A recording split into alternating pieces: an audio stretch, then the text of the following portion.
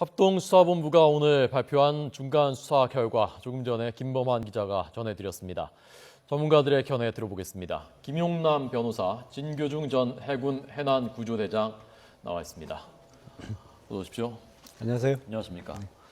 자, 저희가 조금 전에 그 취재기자 통해서 중간 수사 결과를 들었는데요. 적용된 혐의에 대해서 적절하다고 보셨습니까, 변호사님? 일단 구체적인 사실관계를 확인하고 의뢰를 했겠습니다만 네. 처음에는 이제 살인죄 적용에 대해서 논란이 많았습니다만 검찰이 밝힌 설명한 사실관계에 비추어서는 살인의 이른바 미필적 고의가 인정되는 것으로 보입니다. 그래서 예. 이번에 이런 전례가 없었습니다만 이번에 재판을 통해서 살인죄 부분에 대한 새로운 판례가 좀 성립이 되지 않을까 싶습니다. 예, 부작위에 의한 살인죄라고 되어 있고요. 미필적 고의라는 말씀도 하셨는데 좀 더 설명 좀 해주시죠. 일단 그 부작위에 의한 살인죄는 그냥 강학상, 이론상 이제 설명하는 것이고요. 예.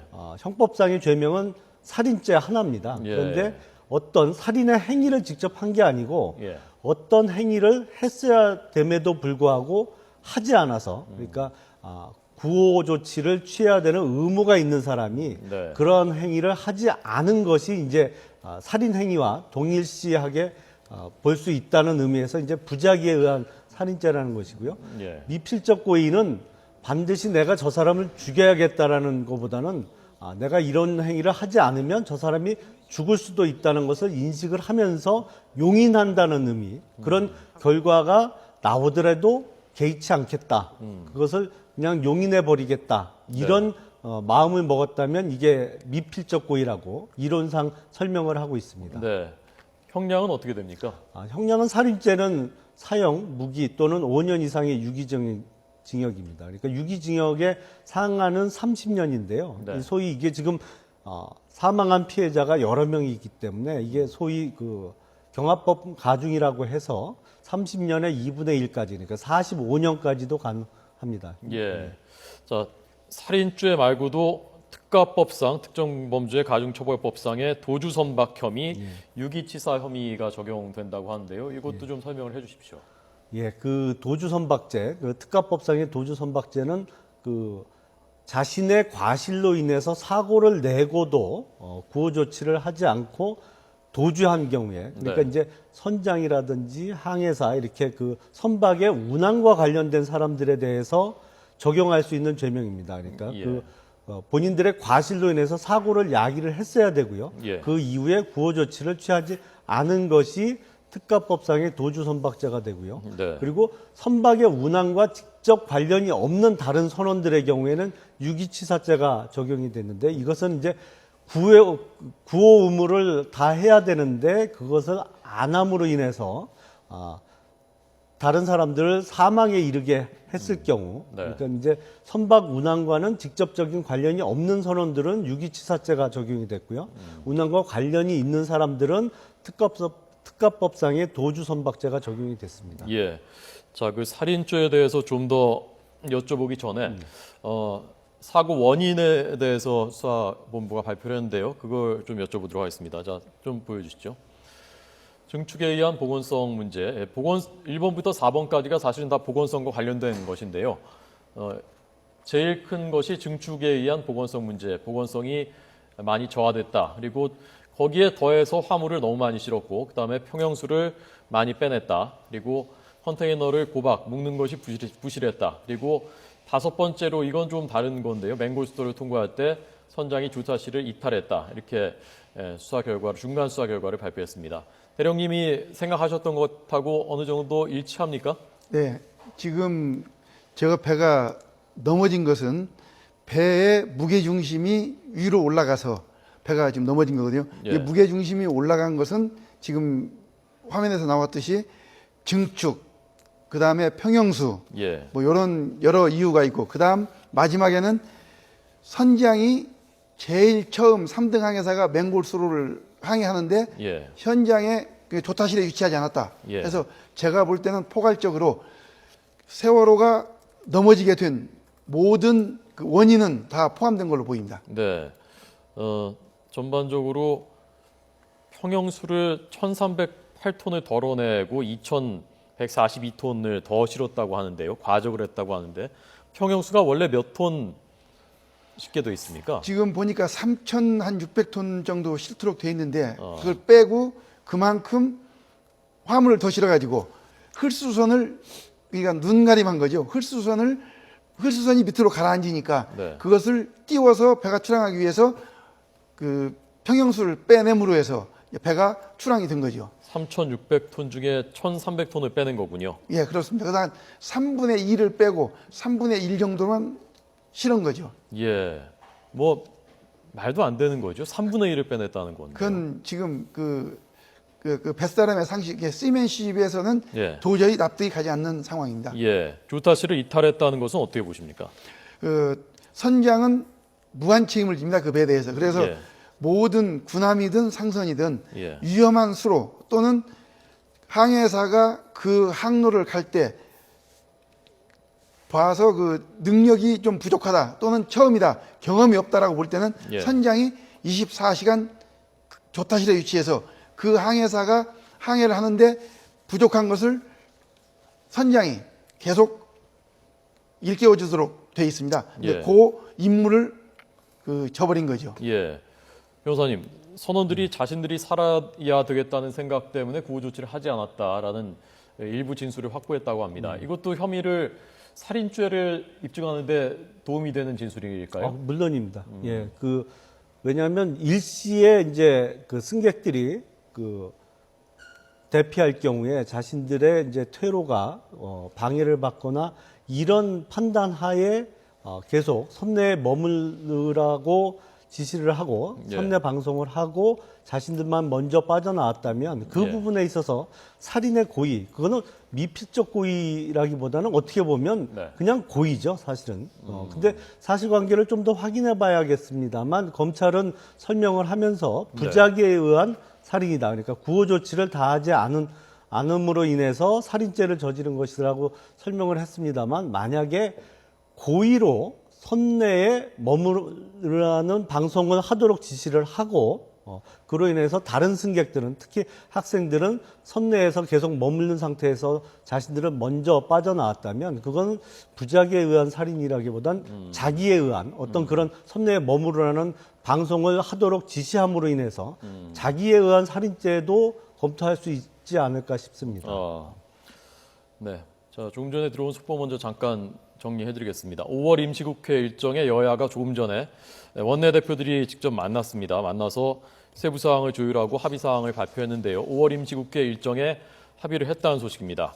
오는 19일, 19일이니까 월요일이죠. 월요일부터 한 달 동안 임시국회를 하고 개회 다음 날인 20일에 국정조사 요구서를 처리하기로 했습니다.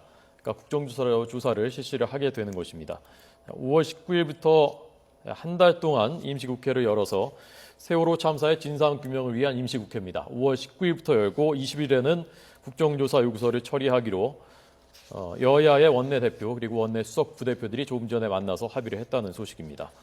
자, 살인죄를 그러니까 적용하는 데 있어서 굉장히 어떤 큰 도움이 되는 진술을 확보를 검찰이 검경합동수사본부가 한 것이고요. 그렇긴 한데 네. 지금 이제 검찰이 주의적으로 살인죄로 기소를 하면서 예비적으로는 특가법상의 도주선박죄로 기소를 했거든요. 근데 네. 보통 이제 법률적으로 주의적으로 기소하는 부분과 예비적으로 기소하는 경우가 있는데 네. 보통의 경우에 예비적 기소는 잘 안 합니다. 근데 예비적으로 특가법상의 도주선박죄를 기소했다는 것은 네.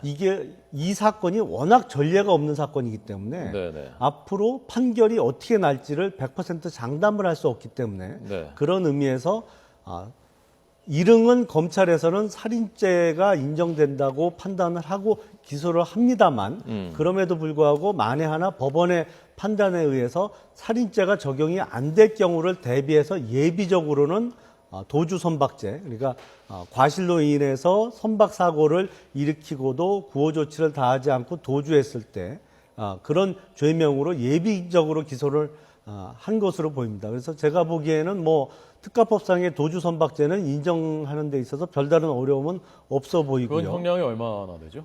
그거는 무기 또는 5년 이상의 징역입니다. 예. 그리고 유기치사죄는요?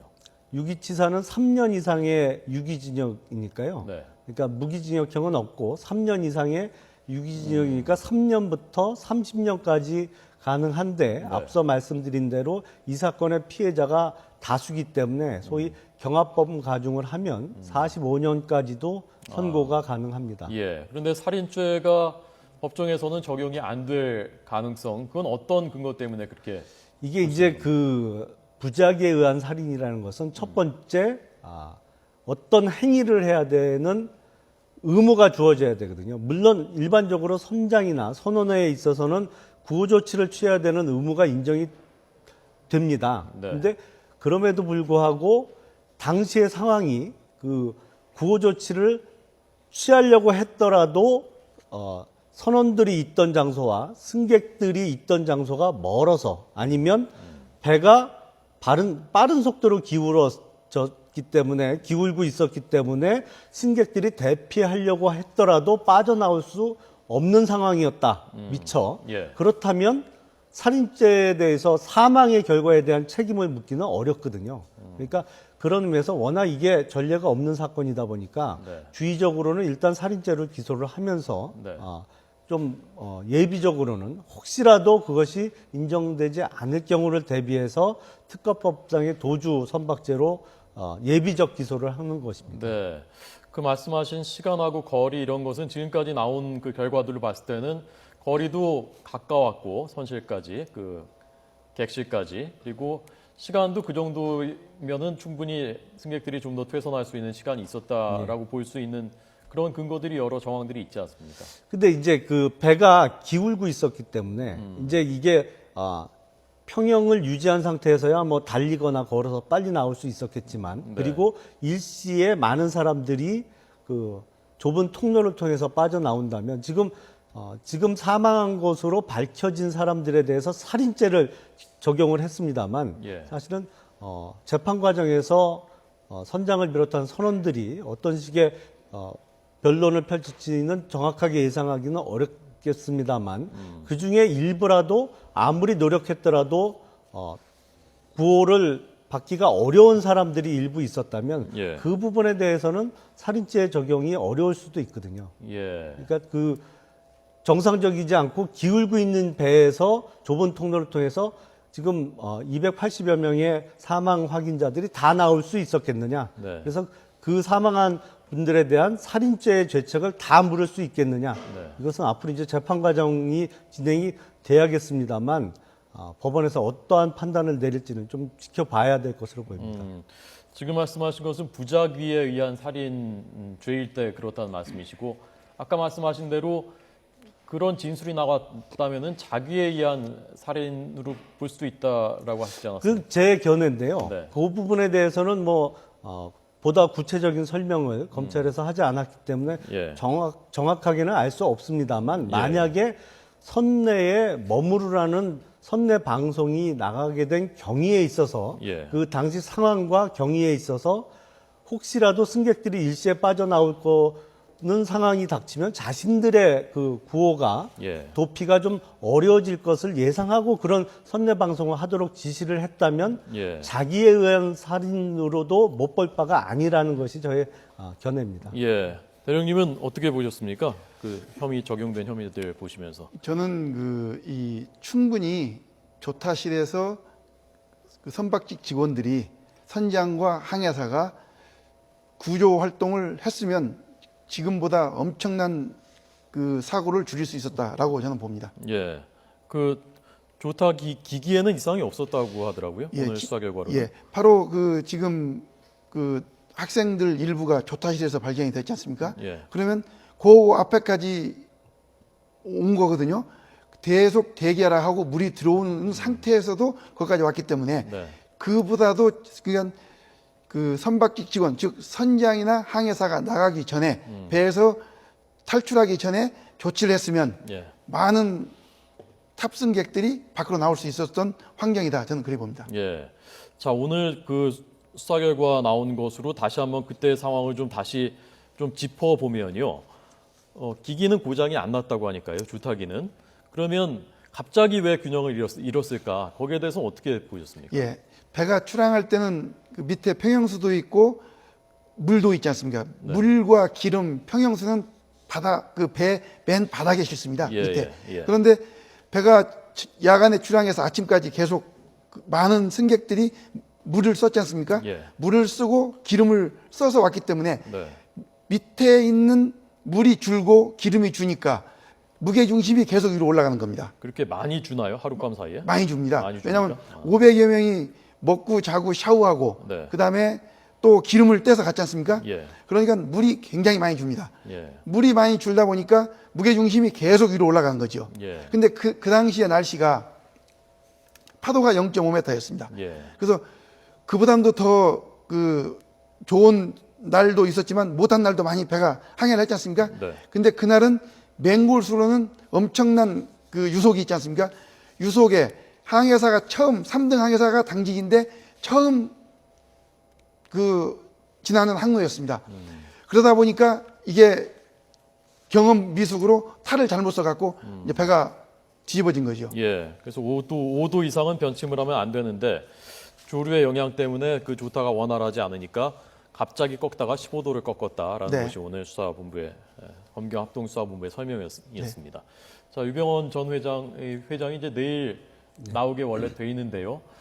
어떻습니까? 지금 다른 사람들은 다른 일가들은 다 나오지 않았지 않습니까? 나올 것이라고 예상하십니까? 어떻게? 제가 보기에는 출석할 의사가 있었다면 예. 사전에 변호인을 통해서나 아니면 중간에 어떤 사람을 통해서 출석 일자나 시간을 조정을 하거나 뭐 이런 그 일이 진행이 됐었을 것으로 보입니다. 근데 일체 그런 진행이 없고 지금 연락을 두절한 상태로 있거든요. 예, 예. 그래서 제가 보기엔 내일 정해져 있는 시간에 출석을 안 할 것으로 보입니다. 그러면 어떻게 대응을 해야 됩니까? 수사하는 입장에서. 이런 지금 유 회장을 검찰에서 소환한 것은 어떤 경로를 통해서든 알 수 있는 상태이기 때문에 네. 일단 고의적으로 출석을 불응한다고 볼 수 있고요. 네. 그렇게 되면 그 도주의 우려가 매우 높기 때문에 네. 체포영장을 바로 발부받아서 예. 그 체포영장에 의해서 수배를 내리고 또 예. 검거 작업을 진행해야 될 것으로 보입니다. 예.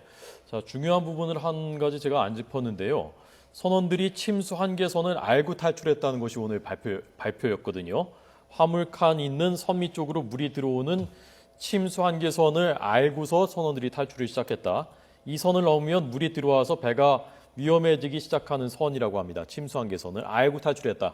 이것은 어떤 의미가 있다고 봐야 됩니까? 이게 자기들만 살겠다는 이야기고 선원들은 자기만 살고 승객들은 전혀 그 조치를 취하지 않고 그냥 도주한 거죠. 배가 아주 위험한 상황이라는 걸 알고 탈출했다는 거군요. 예, 그렇습니다. 그러면 변호사님 아까 말씀하신 거로는 오히려 거꾸로 살인죄를 적용하는 데는 불리하게 작용될 수도 있는 거 아닙니까? 이것은? 근데 그래서 제가 앞서 말씀드린 대로 네. 왜 승객들이 갑판에 올라오지 못하게 했느냐. 그 부분을 좀 더 밝혀야 될 것으로 보입니다. 예. 왜 계속 선실에 머물도록 했느냐. 네. 예. 그래서 혹시라도 그것이 정말 본인들의 그 도주를 용이하게 하기 위해서 그런 상황을 만들기 위해서 그렇게 한 것이라면 오히려 그 선내 방송을 지시한 부분이 예. 자기에 의한 그런 행위를 함으로 인해서 살인을 저지른 것으로 볼 수도 있지 않을까 싶습니다. 예, 알겠습니다. 자, 부작위에 의한 지금 살인죄가 적용됐는데 자기에 의한 살인죄를 적용할 수도 있는 상황이라고 볼 수 있지 않겠느냐라는 견해였습니다. 자, 김용남 변호사의 견해였고요. 진교중 전 해군 해난구조대장에게도 들었습니다. 고맙습니다. 예, 감사합니다.